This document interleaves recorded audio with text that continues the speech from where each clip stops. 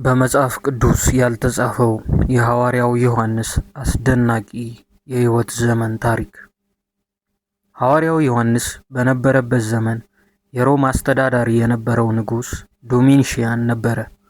ዶሚሽያንም የራሱን የተቀረጸ ሐውልት በማሰራት በቤተ መቅደስ ውስጥ በማኖር ሰው ሁሉ እንዲሰግድለትና እንዲያመልከው ያስገድድ ነበር።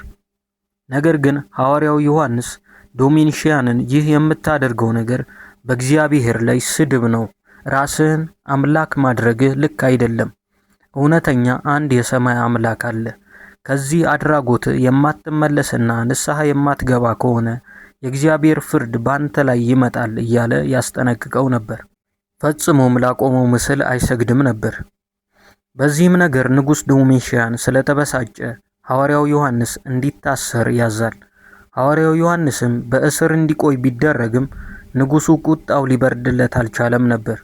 በዚህም በበርሜል ዘይት እንዲፈላ በማዘዝ በዛ በሚንቀለቀል ዘይት ውስጥ ሐዋርያው ዮሐንስን በአደባባይ ለመጨመር አሰበ።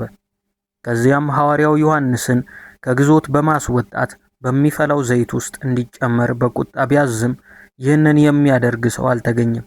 ምክንያቱም የእሳቱ ወላፈንና የዘይቱ ፍንጣሪ ማንንም ሊያስቀርብ ስላልቻለ ነበር።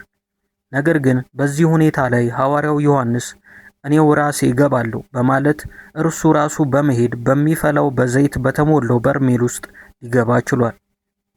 ነገር ግን በዙሪያው የተሰበሰቡትን ሰዎች እንኳን እስከማያስቀርብ ድረስ የሚንቦገቦገው እሳትም ሆነ የሚፍለቀለቀው ዘይት ሐዋርያው ዮሐንስን ሊጎዳው ፈጽሞ አልቻለም ነበር።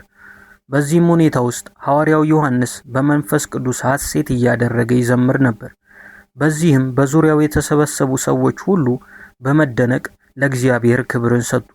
ነገር ግን ንጉሥ ዶሚሽያን በከባድ ቁጣ ውስጥ ነበር። በዚህ ሁሉ ነገር ሊሞት ስላልቻለ በሌላም መንገድ ዮሐንስን ለመግደል ያስባል። እርሱም መርዝ እንዲጠጣ ማድረግ ነበር። በዚህም በወቅቱ እጅግ ገዳይ የሆነውንና ሰውን መርዞ ለመግደል አንዲት ጠብታ ብቻ በቂ የሆነውን ቻሊስ የተሰኘውን መርዝ በኩባያ እንዲጠጣ ለሐዋርያው ዮሐንስ እንዲሰጠው ንጉሡ ያዛል። እናም ሐዋርያው ዮሐንስ በድፍረት በመቀበል ከባረከው በኋላ እንደ ውሃ ጭልጥ አድርጎ ምንም ሳያስቀር ሙሉ ኩባያ መርዙን ይጎነጨዋል። በዙሪያው የተሰበሰቡት ሰዎችም ንጉሡን ጨምሮ ካሁን ይሞታል፣ ተዝለፍልፎም ይወድቃል ብለው በሚጠብቁበት ሰዓት ሐዋርያው ዮሐንስ ግን አሁንም ምንም ሳይሆን በመንፈስ ቅዱስ ሐሴት እያደረገ ይዘምርና እግዚአብሔርን ያመሰግን ነበር። ለሰዓታት እንደዚህ ከቀጠለ በኋላ ንጉሡ ተስፋ በመቁረጥ ይህ ሰው አይሞቴ ነው፣ ፈጽሞ ሊሞት አይችልም በማለት ፍጥሞ በምትባል ደሴት ላይ እንዲታሰር ያዛል። ፍጥሞ ደሴት 10 ማይል በ50 ማይል የሆነች ጡረታ የወጡ የሮማ አስተዳዳሪዎችና ጀነራሎች የሚኖሩባት በአውሮፓ በወቅቱ ለበዓላት መዝናኛ ተመራጭ የሆነች የደሴት ከተማ ነበረች። በዛንም ወቅት የዚችን ከተማ አስተዳዳሪ የነበረው ሎሬንቺየስ የሚባል ሰው ነበር። ይህም ሰው በተደራራቢ በሽታዎች ሁልጊዜ ይቸገር ነበር።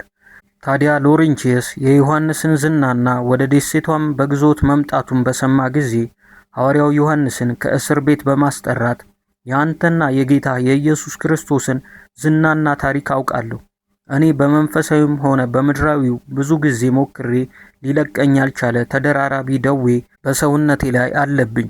ይህ ያንተ ጌታ ግን ይፈውሰኝ እንደሆነ እንድትጸልይልኝ እጠይቅሃለሁ በማለት ሐዋርያው ዮሐንስን ይጠይቀዋል።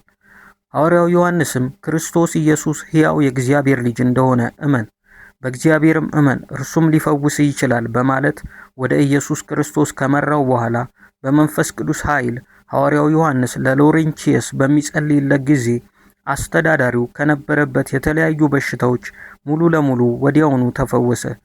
ይህንንም የተመለከተው አስተዳዳሪው ደስ ስላለው ዮሐንስን ከእስር እንዲፈታ በማድረግ በዛች ከተማ ላይ ጥሩ ከሚባሉ ቤቶች ውስጥ በአንዱ በነጻነት እንዲኖር አደረገ። በዚህም መኖሪያ ቤት ሐዋርያው ዮሐንስ በሚኖርበት ጊዜ ላይ ብዙ የከተማዋ ነዋሪዎች፣ ጠንቋዮችና መተተኞች ሳይቀር ወደ ሐዋርያው ዮሐንስ ቤት ይጎርፉ ነበር። በዚህም የሐዋርያው ዮሐንስ ቤት ቤተ ምዕመን ሆኖ ነበር። በዚህም ቤት አምልኮ፣ ትምህርት፣ ፈውስና ተአምራት በኃይል ይደረግ ነበር። ቀስ በቀስም በፍጥሞ ደሴት የሚኖሩ ሁሉ ጥቂቶች ሲቀሩ ክርስቶስን አምነው ተቀብለው ነበር። ከተማዋም በከባድ የመንፈስ ቅዱስ የፈውስና የተአምራት የተሃድሶ እንቅስቃሴ ተሞልታ ነበር።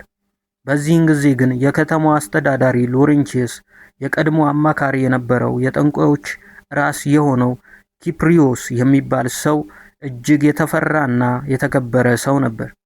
የነበረውን ኃይልና ተቀባይነት እንዲሁም የከተማዋን አስተዳዳሪ በማጣቱ ተበሳጭቶ ነበር። ስለዚህም የተለያዩ የሚያውቃቸውን የጨለማ ጥበቦችን ሐዋርያው ዮሐንስን ለመጉዳት ደጋግሞ ይሞክር ነበር። አንዳቸውም ግን ሊሰሩለት አልቻሉም ነበር። ምክንያቱም የእግዚአብሔር ኃይል በዛች ከተማ ላይ ተቆጣጥሮ ስለነበረ ነው። ነገር ግን ይህ እንዳልተሳካለት የተመለከተው ጠንቋዩ ኪፕሪዮስ በአሁኑ በአካል ሐዋርያው ዮሐንስን ለማጥቃት በማሰብ ጩቤ በመያዝ ወደ ዮሐንስ በመጠጋት ጥቃት ለመሰንዘርና ለመውጋት እጁን ሲያነሳ የእግዚአብሔር ኃይል ቀጥ አድርጎ በቆመበት አስቀረው። በዚህም ጊዜ ኪፕሪዮስ በብስጭትና በእብደት ውስጥ በመግባት እንደ ውሻ እየጮኸ ከደሴቷ አፋፍ ላይ በሩጫ በመንደርደር ዘሎ ባህር ውስጥ በመግባት ራሱን ሊያጠፋ ችሏል።